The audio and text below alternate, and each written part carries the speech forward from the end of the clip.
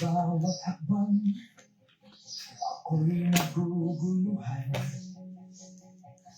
Tulad ng hangin, ako'y nawawala. Pait ng buhay, akong tinatamaan. Lord, saan ako matutungo? Anong gagawin ko?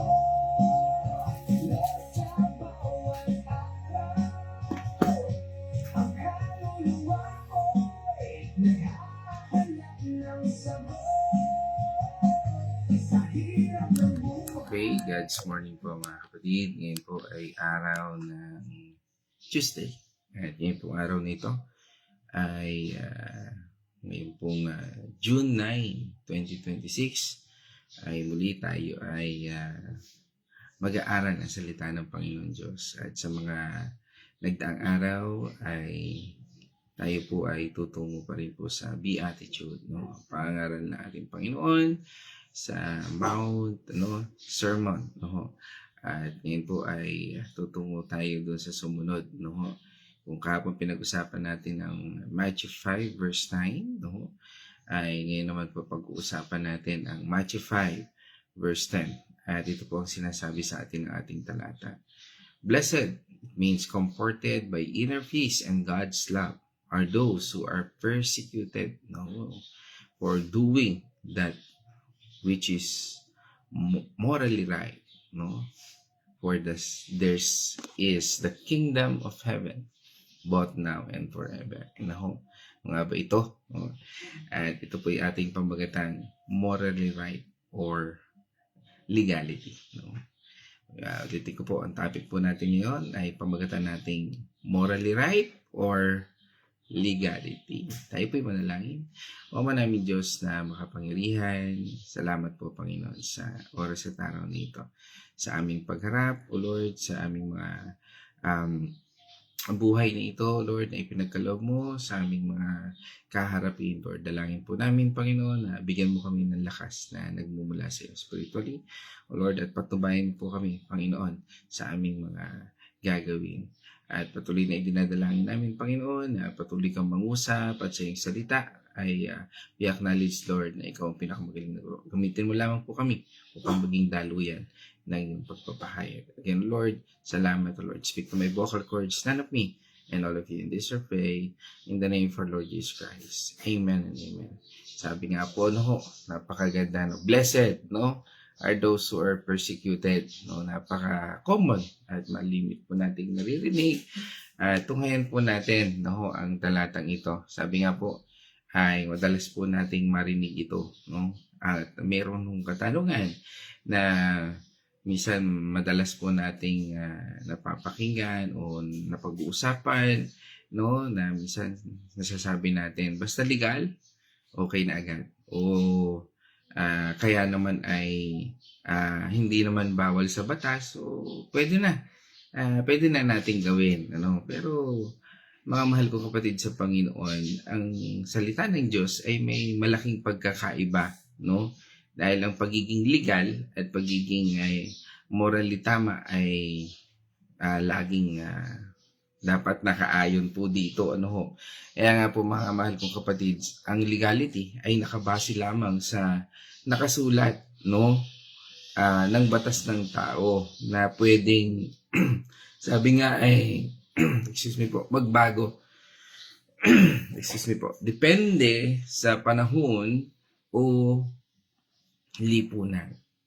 No. Sabi nga may iba-ibang batas ng tao. No, there's a law of man and law of God, no? Pero ang pagiging morally right ay nakabase sa likas na katangian at pamantayan ng ating Panginoon Diyos. At ito po ay walang pagbabago dahil siya mismo ang pamantayan ng kabutihan. Means, ang Diyos mismo ang pamantayan ng kabutihan. Kaya nga po sa ating talatang ito ngayon, pinapaalala po sa atin ang ating Panginoon Diyos, no, na ang tunay na pagpapala ay hindi makikita sa pagiging sunod-sunuran lamang sa mga patakaran ng tao, kundi sa paninindigan sa kung ano ang tama ayon sa kalooban ng Diyos. Kahit pa ito ay magdulot ng pagsalungat o pag-uusig sa atin. Okay, tingnan po natin ito. No, sabi nga, ano nga ba ibig sabihin ng morally right dito po sa ating binasang talata? Ano ho? Sabi po sa original na wika sa Greek word, ang ginamit po ng salita dito ay, sabihin po natin, dikaiosne. No, yan po yan. Yan ang Greek word na dikaiosne. Na tumutukoy po sa katwiran na naayon sa katangian ng Diyos. Ulitin ko po, ito po ay tumutukoy sa katwiran na naayon sa katangian ng Diyos. Hindi po ito tumutukoy lamang sa pag-iwas sa kasalanan, kundi sa aktibong paggawa ng mabuti at pagtupad sa kung ano ang nakalulugod sa ating Panginoon Diyos. Sabi nga, ang legality, ito po ay hindi pinagbabawal o pinapayagan ng batas ng tao. Yan po ang legality. Halimbawa, may mga bagay na pinahihintulutan sa lipunan ngayon, pero labag naman sa tinuturo ng ating Panginoon Diyos. No? Hindi na natin banggitin dahil baka maging sabihin, baka tayo ay racist. Ano? Pero mga bagay na sabi nga ay maaring legal nga pero immoral naman. Parang ganun po yan. Ano? So, kaya nga po laging sinasabi natin na spirituality and morality are always supreme over legality, no? O sa pamantayan po ng pag-aaral natin ng Biblia. Ano ho? Kaya nga po, dito po sinasabi ng talata sa atin na morally right, no? Ito po yung tama sa patingin ng Diyos. Ano nga ba sa buhay natin na ating mga ginagawa? Ang tinitingnan ba natin is law of man or law of God? O sabi nga ay pamantayan ng tao o pamantayan ng Diyos? Kahit pa ito ay, sabi nga ay hinihingi ng batas o kahit pa ito ay labag sa uso o kagustuhan ng nakararami. Noong panahon po ngayon, ang ating Panginoong Jesucristo, ang sabi nga po ay on that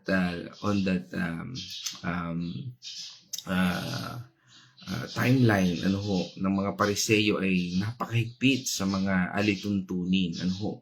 At ang batas nila ay napakahigpit ayon sa kanilang tradisyon. Legal sa kanilang paningin na maraming sa mga napakarami nilang ginagawa, pero tinatawag silang, sabi nga ng Panginoong Jesucristo, masakit doon, mapangimbabaw, hypocrite. Dahil tama lang sa labas, pero puno ng kasakiman at pandilin lang sa loob. Okay, ulitin ko po. Ang tawag po sa kanila, di ba, is hypocrite o mapangimbabaw. Dahil tama lang sa labas, pero puno ng kasakiman at panlilin lang sa kalooban. Ibig sabihin, merong vested interest. Sabi nga, doon sa talata ng Luke 11 verse 39, sabi doon, kayong mga Pariseo, nililinis ninyo ang labas ng baso at ng pinggan. Ngunit ang loob ninyo'y punong-puno ng kasakiman at kasamaan. Kaya nga, binanggit din doon ng Panginoon doon sa Matthew 23 verse 28, no? May Biblia po tayo, basahin po natin yung sabi doon ng Panginoon, sa gayon, sa paningin ng mga tao ay mukha kayong matuwid, ngunit sa loob ay puno kayo ng pagkukunwari at kasamaan. Mga mahal kong kapatid sa Panginoon, pinapakita po rito sa atin ng ating Panginoong Jesucristo na ang tunay na kabanalan ay nagsisimula sa puso na nakahanay sa kalooban ng Diyos. Hindi lang sa pagsunod sa nakasulat na tuntunin. Sabi nga sa atin ng John 4 verse 24, ang Diyos ay Espiritu, kaya't ang mga sumasamba sa Kanya ay dapat sumamba sa Espiritu ng katotohanan. Napakahalaga po nun. Ang ating bang ginagawa ay na ayon sa Espiritu ng katotohanan.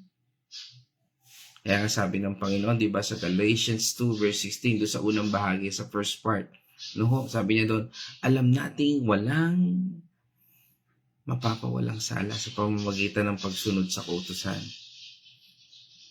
Sa halip, pinawalang sala ang tao sa pamamagitan ng pananampalataya. Kanino? Sa ating Panginoon Kristo. If you have Christ, you have everything. If you follow Christ, you do right thing. You are morally right. Sinabi rin sa ating script, persecuted for doing that which is morally right. Bakit nga ba mahalaga ang morally right na ito? Bakit may pag-uusig kapag gumagawa ng tama? Yan ang isang tanong. Bakit nga ba pag tama ginagawa mo, ang daming umuusig sa iyo? Ano ho? Dahil ang mundong ito ay madalas na sumusunod sa sariling kagustuhan at hindi sa pamantayan ng Diyos. Kapag ikaw ay namumuhay ng matuwid, ikaw ay nagsisilbing salamin na nagpapakita ng mali. Maling sistema ng mundong ito. At iyon ay madalas na hindi tinatanggap. Dahil po ang pag-uusig na tinutukoy dito ay hindi dahil ikaw ay matigas ang ulo, ano ho? O dahil ikaw ay mapanghusga. O sabi nga ay dahil ikaw ay lumalabag sa makatarungang batas. Hindi po yan yung ibig sabihin doon, ano ho? Ito po ay pagtutol na natatanggap natin dahil naninindigan tayo sa katotohanan ng Diyos. Kapag naninindigan ka sa katotohanan na sinasabi ng Panginoon Diyos, yun po yung sinasabi doon. Kahit pa ito ay hindi uso, hindi pinapansin, o kahit pa pinagagalitan ka pa ng iba. Bilang mga tagasunod ng ating Panginoon Kristo, tayo po'y tinawag na mamuhay ayon sa kalooban ng Diyos. Kahit pa minsan ay mas madali ang sumabay lang sa agos. Go with the flow, sabi nga. Pero ang pagiging legal ay hindi sapat. Maring hindi ka makulong, pero kung labag ito sa konsensyang hinubog ng salita ng Diyos, hindi ito itinuturing na tama sa paningin ng Diyos. Ang pagtindig para sa kung ano ang moral ay tanda na ang buhay natin ay nakakonekta sa ating Panginoon Kristo. Na siya mismo, sabi nga, siya mismo ay iniusig dahil sa katotohanan. Hindi ba? Kaya nga napako siya sa krus. Diba? Sabi doon sa John 15 verse 19, no, sabi doon, kung kayo'y kaibigan, o sabi nga ay kung kayo'y kabilang sa sanlibutang ito, iibigin kayo ng sanlibutan bilang kanya. Ngunit, sabi doon, ano, hindi kayo kabilang. You are not included sa sanlibutang ito. Dahil pinili ko kayo, sabi ng Panginoon Kristo, at iniwalay sa sanlibutan. Kaya nga, napupuot ang sanlibutan sa inyo. Maring hindi ka maintindihan. Maring minsan, nag-iisa ka na lang. Dahil ang mundong ito, kung anong uso, kung sino ang sa tingin natin ay makatutulong sa atin, lalo na financially, materially, no? Doon tayo. Pero sa mga taong, sabi nga, nakatutulong sa atin spiritually, maaaring second option lang sila. Dapat first. Dahil dala-dala nila ang salita ng Panginoon Diyos.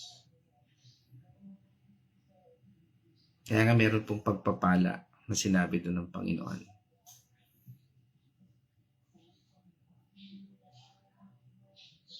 You will be comforted by inner peace in God's love. Napakasarap nun. Sabi nga, ito yung hindi kayang bayaran kahit gaano pa kalaki ng pera mo, kahit gaano pa kaganda ng buhay na sinasabi mo. Kung wala ka namang peace at hindi mo nararanasan ng pagmamahal ng Diyos, sabi nga ay, daig mo pa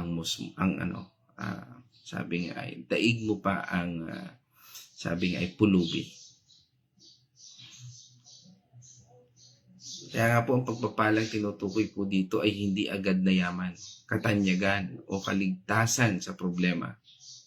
Kaya nga sa buhay ng isang tao, no, kapag nakilala natin ang Panginoon Diyos, hindi niya kaagad binubuho sa iyo yung pagpapalang material. No? Kasi nga, yan ay nawawala, lumilipas, at hindi tunay na makapagbibigay sa iyo ng kapayapaan at pagmamahal. Kaya nga po ang binibigay ng Panginoon Diyos ay kapayapaan ng isip at puso na galing sa ating Panginoon Diyos. Isang kapayapaan na hindi kayang ibigay ng batas ng tao o ang pagiging tanggap ng lahat. Diba pag wala kang pera, hindi ka tanggap ng ibang tao. Ang tingin sa iyo mababa. Ang tingin sa iyo wala minsan kapakinabang. Pero yun ba talaga ang katotohanan?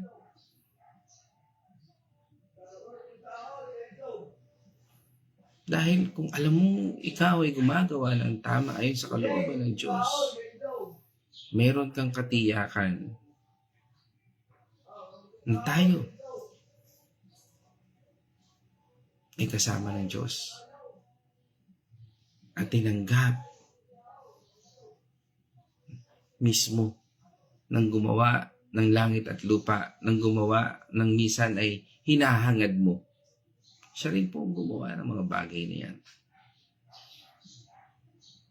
At ang pinakadakilang pangako, no, sabi nga doon, ang kaharian ng langit ay sa iyo.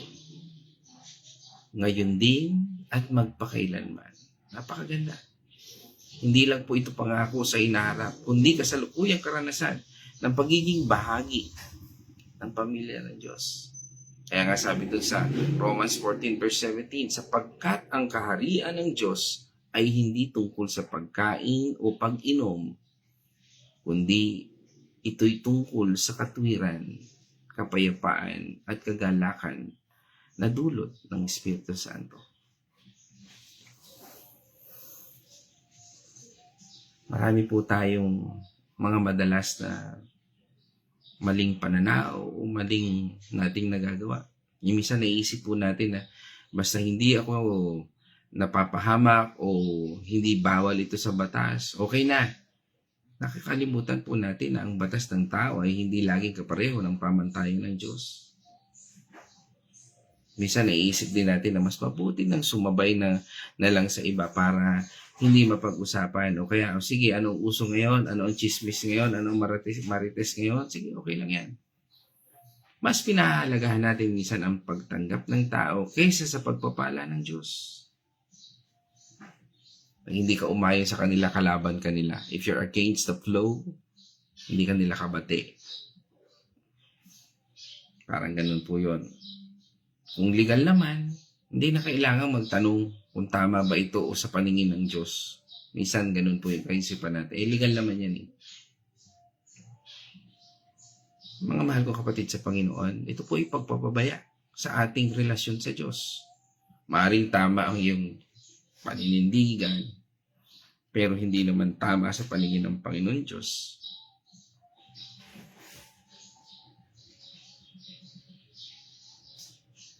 Mga mahal ko kapatid sa Panginoon, kilalanin po natin na ang pamantayan ng ating Panginoon Diyos.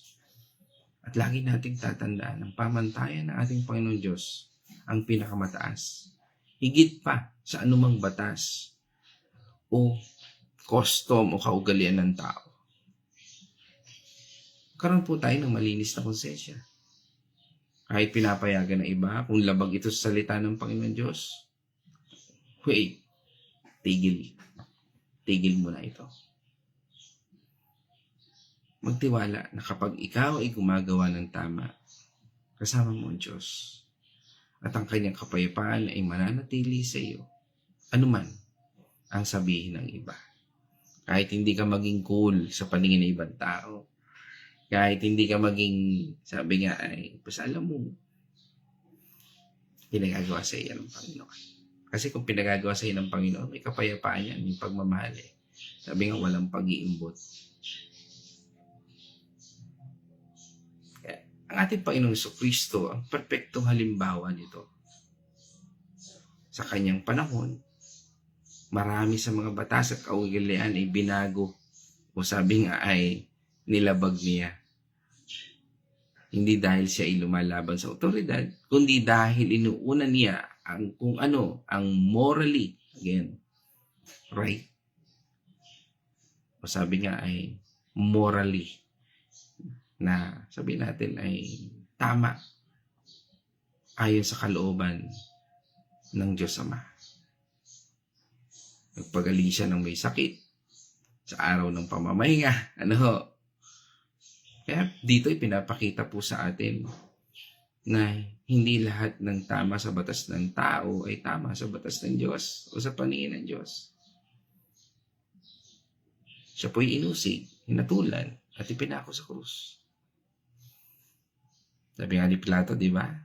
Wala akong nakitang pagkakamali niya. Hindi dahil gumawa siya ng krimen o lumabag sa makatarungang batas, kundi dahil namuhay siya sa ganap na katwiran. Sabi nga doon sa 1 Peter 13 verse 18, no? Sabi doon, siya ay hinatulan ng walang pagkakamali. Malinaw po yun. At namatay para sa atin. Is it legal? Legal kasi dumaan sa proseso pero walang kasalanan. Ang kanyang kamatayan ay naligtas sa atin mula sa ating mga kasalanan at sa kanyang muling pagkabuhay. Kaya binigyan po tayo ng bagong buhay. Sabi doon sa 1 Peter 3:18. Linaw po doon. Take note nyo po yun. Siya ay natulan ng walang pagkakamali at namatay para sa atin. Ang kanyang kamatayan ay nagligtas sa atin mula sa ating mga kasalanan at sa kanyang muling pagkabuhay ay binigyan tayo ng bagong buhay.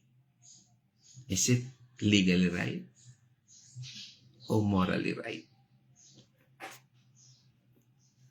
Sa pamamagitan po ng sakripisyong ito ng ating Panginoon Diyos, tayo ay binigyan ng bagong kalikasan. Hindi na nakatali lamang tayo sa mga tuntunin, kundi nagagawang kilalanin po natin at sundin ang kung ano ang kalooban ng Diyos. Ang ating paninindigan ay sumasalamin sa ating pagkakakilanlan sa Kanya. Again, mga kapatid, sa aking pagtatapos, again, legal, ibig sabihin po ito, pinapayagan ng batas ng tao. Pero morally right, ito po ay naaayon sa katangian at salita ng Diyos.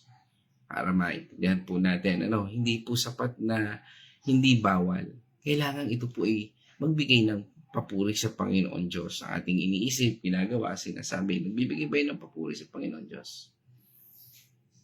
Ang paninindigan sa tama ay maaaring magdulot ng pagsalungat. Maaaring hindi ko pa nga maintindihan eh. Pero may kasamang kapayapaan at pag-ibig mula sa Diyos. Tandaan, may pangako po ang Panginoon Diyos.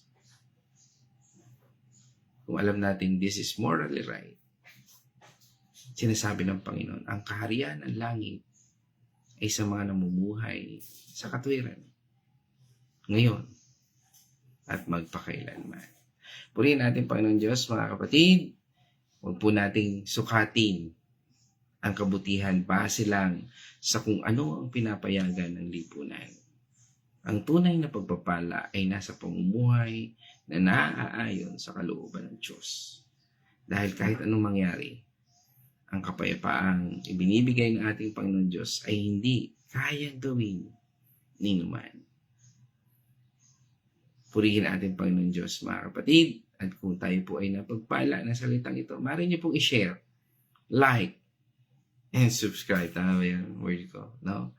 Marami pa pong maaabot o maabot ang ating pagbabahaging ito. Nawa ay napagpala po kayo. Kung may katanungan po kayo, maaari niyo pong i-comment um, below sa comment section natin para mapag-usapan natin. At maaari ko kayong tawagan kung kinakailangan. No?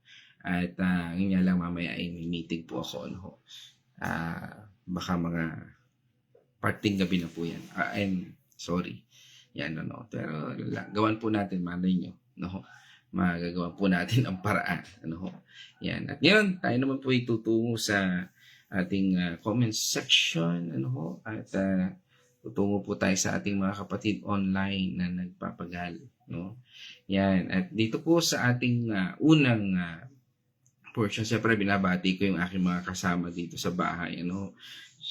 Siyempre ang aking asawa, siyempre si Benny na ngayon ay hindi pa natin nakakasama dahil sa kanyang surgery.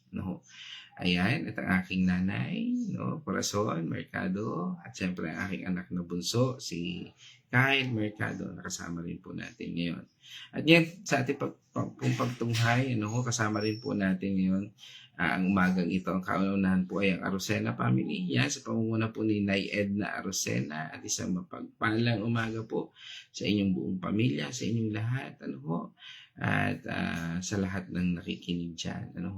At ganun din po sa aming nasundan po yan ang aming inaanak na si Janessa Azucena. At syempre pagbati na rin natin sa ating inaanak kay Tyrone, kaya sa mag-asawa niya kay Janessa and Tyrone Azucena, isang mapagpalang umaga sa buong family. At syempre pagbati ko na rin dyan sa Carmelite Concepcion, sa ating kapatid dyan, kay Sister Carmeline at kay Brother Arthur na ngayon ay nasa ibang bansa. Yan.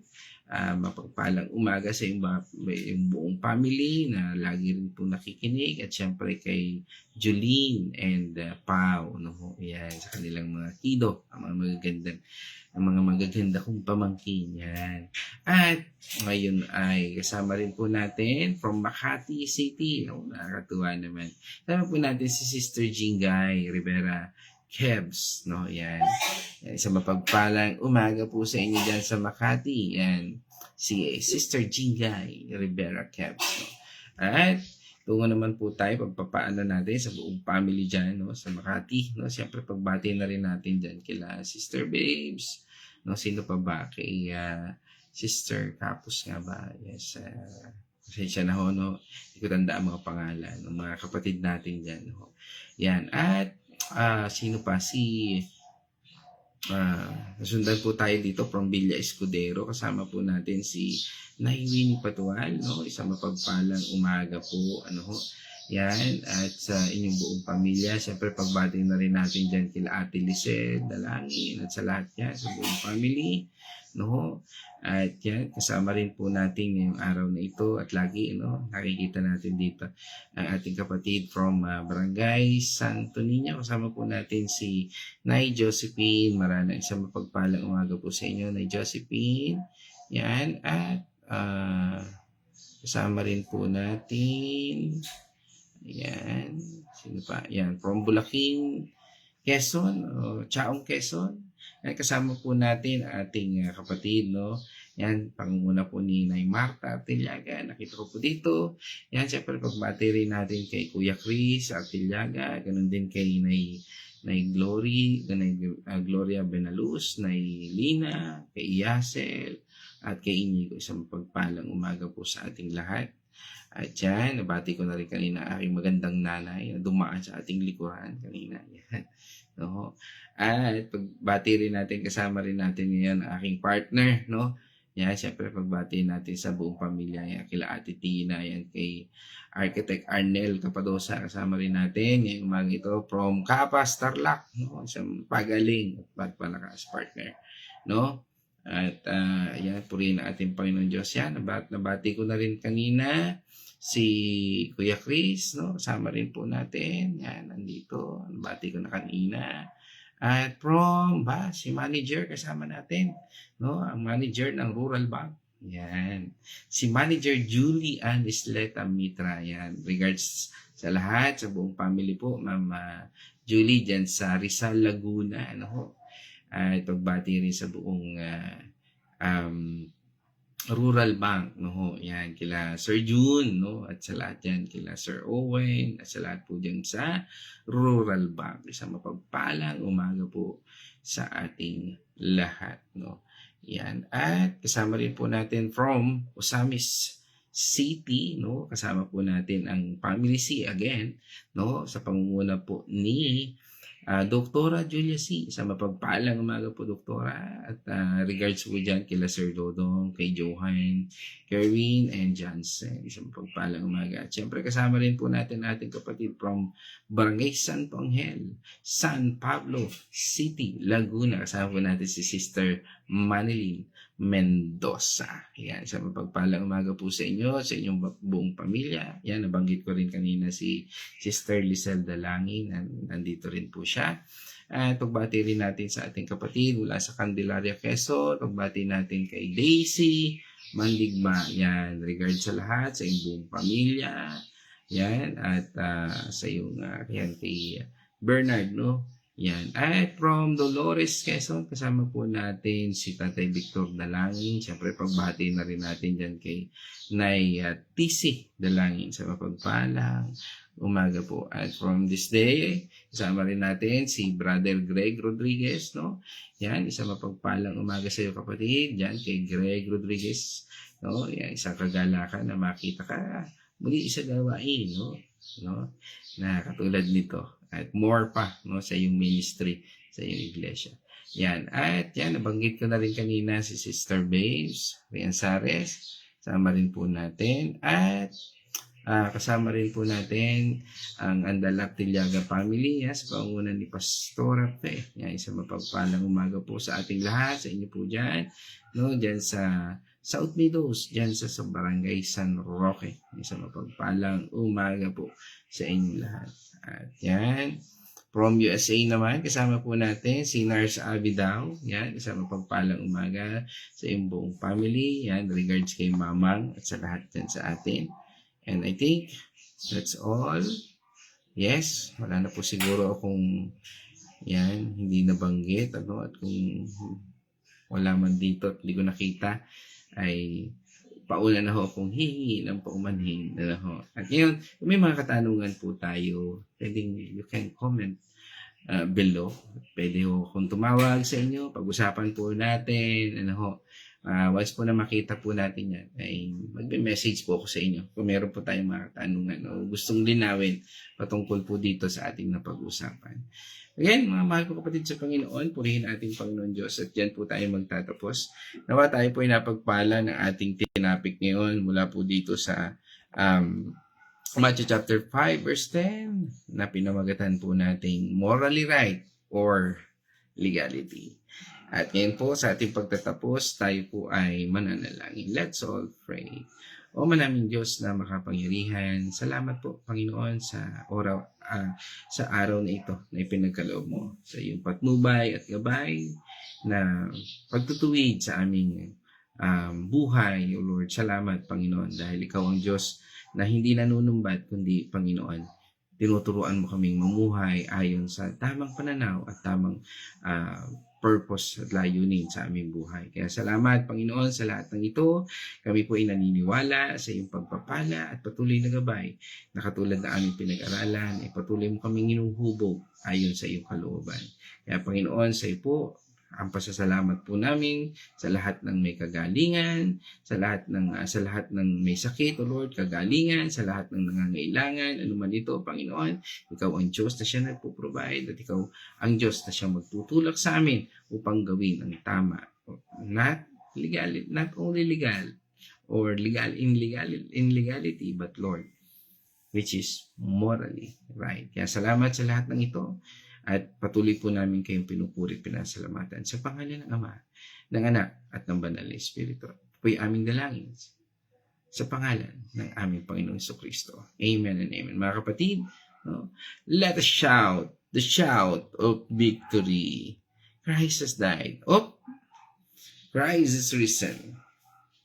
Christ will come again, and together we are for Christ. Again, God's morning everyone. Pala kaya ako'y napa-off, no? Nakita ko dito si Sister Grace. Pagbatiin natin sa buong Biray family dyan, kila Brother Mike, ano? At kay Nico, kay Carl, kay Ellie, at sa mga baby, kay Dion, at kay Butchay, no? Sa aking inaanak, at syempre, kay Kumaring Dayan. Isang mapagpalang umaga po sa ating lahat. Diyan po tayo magtatapos. Purihin ang ating Panginoon Diyos. Again, God's morning, everyone. Signing off.